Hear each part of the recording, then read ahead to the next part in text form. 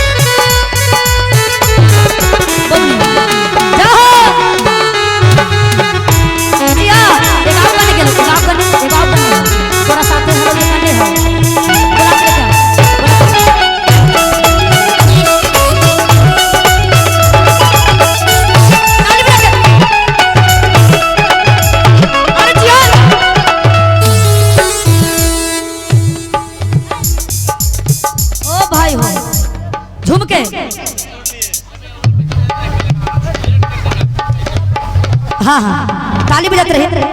क्या बात है जो बाबा के दरबार में बैठे हुए हैं गुरुवाना सच्चा दिल से सच्चा मन से तन से महादेव सबके पूरा करते हैं गुरुवाना। आज हमको पूरा नहीं करते तो महादेव आज हमारे जो गोपालपुर नगर बस्ती में विजय भैया नहीं लेके आते।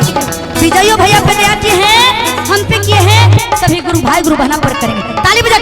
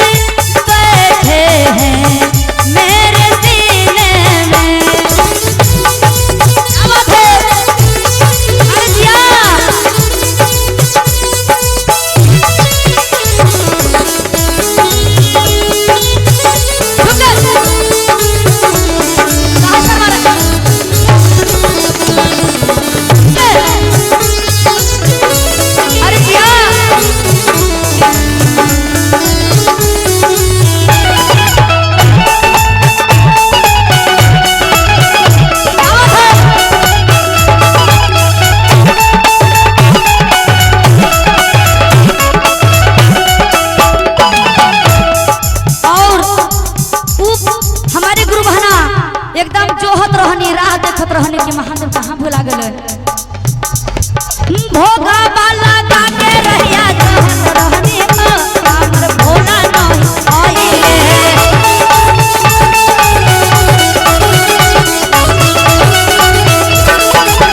वाला गाके रहिया जोहत रखनी हो हमर भोला नहीं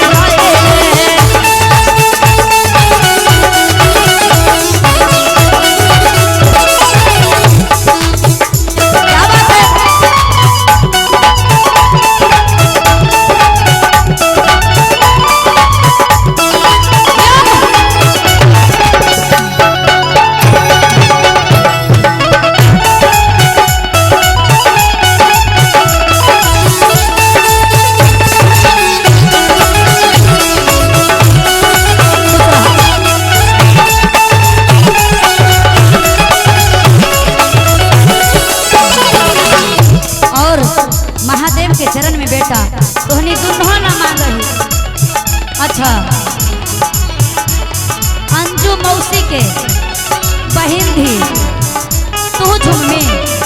अच्छा तू झूमे जैसे मैं तू झूमे ना तो ना झूमे तो बैठ थोड़ा सा दोनों के देख शर्म ना शर्माई लेना है। महादेव से कर लिए पढ़ लिख मीठा मीठा पढ़ ले है पढ़ी है तू पढ़ी है अभी पढ़ रही है स्कूल जाती है ताली बजाती है सर सिखाते हैं ऐसे से जैसे में सर सिखाते हैं सब किसी में सिखाते हैं जी। जरा ताली बजाइए दोनों बच्चे के नाम पर जरा ताली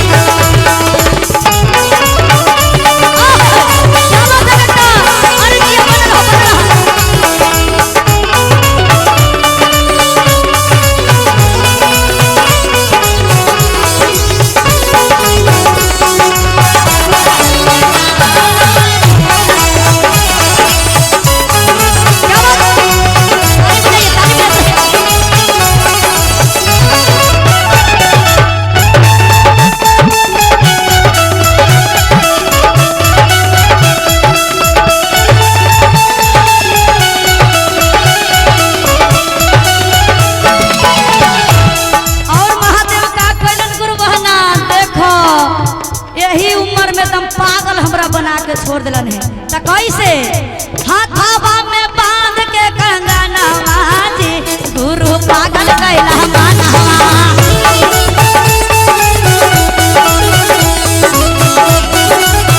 हाथावा में बांध के कंगनवा जी गुरु पागल कैला मनवा।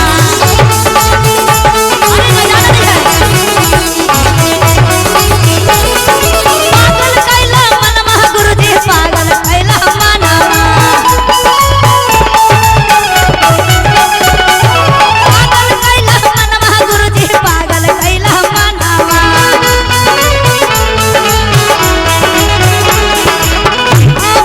बांध के कंगनवा जी भोला पागल कैला मनवा।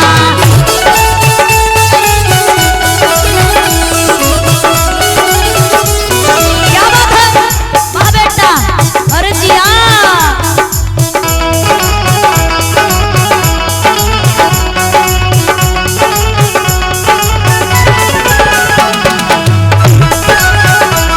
बच्चे के नाम पर ताली बजावे वही ना जियो क्या बात है बेटा।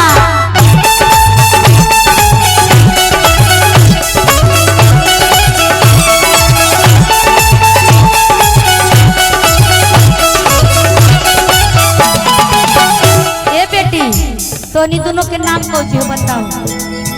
अच्छा आइए हमारी खुशी बचिया है खुशी रहे हरदम।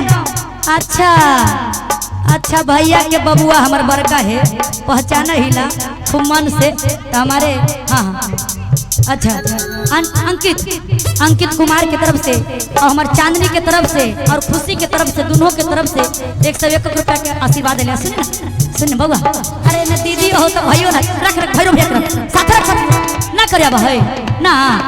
अच्छा अच्छा आहा आज छोटका इधर आ गया क्या बात है हमार छोटका बेटवा है। आई हमारे विजय भैया के छोटका बबुआ के अबड़ी यही बबुआ के खुशी में जाई लहई एक से कैसे रह बाबू हमार ताली बजा के झूम के एक से कैसे रह जय जयकार रह बाबू हमार क्या बात है। अरे जिया वाह बेटी खुशी जानने आई बाबा के दरबार हम माई के दरबार है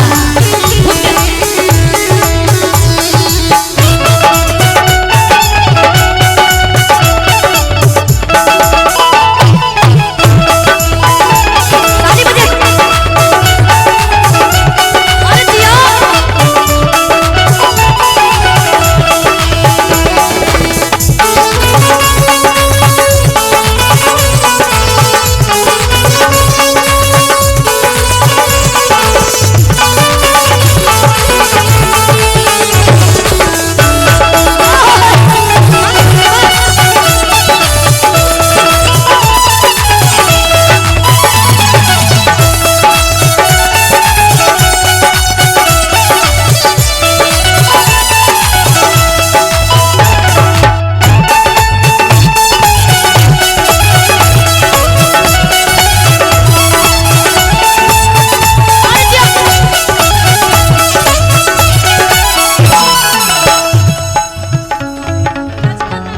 आइए ताली बजाइए ना जरा, देखिए कैमरामैन हमारे घुमा रहे हैं, बताइए एकदम मतलब कि नाके कटवा देबा का कहतब कि गोपालपुर वाले के लगे के हाथवा न का उठो है भाई और ताली न बजा रहे है। वीडियो देखबा तो तू अपने शर्मा जेबा दीदी। और हमारे विजय भैया के छोटका बउआ के तरफ से अवधेश भैया के छोटका बबुआ लक्ष्मण कुमार की तरफ से 101 रुपया का आशीर्वाद है। और इधर हमारे छोटकी बबुनी की तरफ से विजय भैया खुश रहा, आबाद रहा, एक से कैसे रहा, पढ़िया लिखिया, माता पिता नाना नानी दादा दादी के नाम रोशन करिया बेटा, और जिया जागा एक से कैसे रही है। सबके तरफ से महादेव के चरण में महादेव के दरबार में आशीर्वाद देनी। हाँ तो खुशहाल रहे, जय जयकार रहे, खुशहाल रहे। और क्या कहना साहेब जी के दिहल ज्ञानवा सबके दीवाना बनवले बा।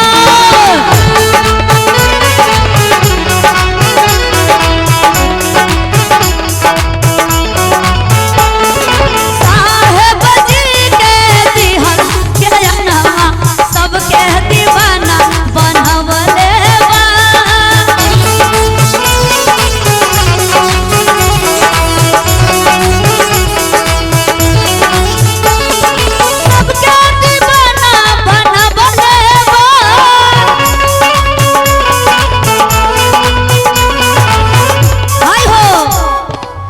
एक से कैसे रहा, आबाद रहा।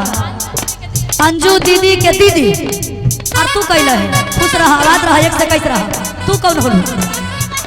अच्छा अंजू मौसी के तोर छोटकी बहन के तरफ से भाई एक से। हाँ इतना आशीर्वाद दे रहे हैं बाबा के दरबार में, माई के दरबार में। भाई हो तनी मीठा मीठा में कहे कि बाबा के दरबार में दान करने आए हैं तो ऐसे चुपा चुपी ना, जरा हंस के मुस्कुरा के ताली बजा के। काहे कि अवधेश भैया के सब बहन है। और आप कौन हुए? अवधेश भैया के अच्छा मामी जी। अच्छा अच्छा अच्छा हम सब जान रहे हैं। तू कही तो भैया हो तनी फर्स्ट में आवे के। साहेब जी के देहल ज्ञानमा सबके दीवाना बनले बा।